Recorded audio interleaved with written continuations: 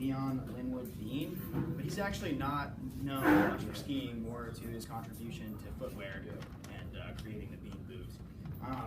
So he was born on October 13th, 1872 in Greenwood, Maine. His father was Benjamin Bean and his mother, Sarah Bean. In the early years, Leon was showing a lot of interest in the outdoor industry and also entrepreneurship. He, instead of going to fairs like most 9-year-old kids would, he would go out with his father and sell metal steel bear traps, you know, those foothold traps. He would go sell those to people in Greenwood with his father. And he was not even 10 years old at this point, so that's kind of responsible. And then at the age of 12, both of his parents died of cancer. They were smokers. So he moved to South Paris, Maine, where he would still pursue his passion in the outdoor industry.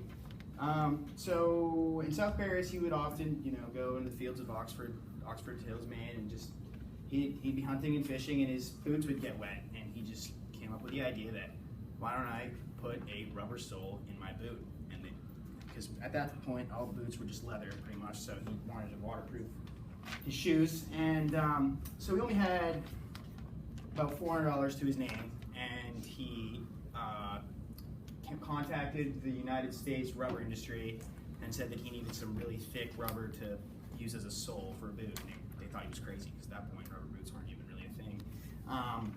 But so yeah, his first attempt was a failure, but he still had that, you guys know, the LO Bean warranty, the 100% satisfaction guarantee. Yeah. But with his blueprint of those boots, he actually implicated the warranty, which is something a lot of people don't do. Like young entrepreneurs, they don't have that warranty. Yes, Owen?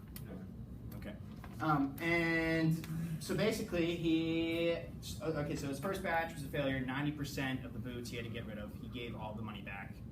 And then he ended up buying another batch, and the rubber worked much better this time. And so by 1911, he opened his first store in Freeport, Maine, in the basement of his brother's house. And by 1917, he opened, which is known as the original LO Bean building, as you can see. And then that's actually the same location as what we all know today is LO Bean, which got torn down, renovated. And that's it.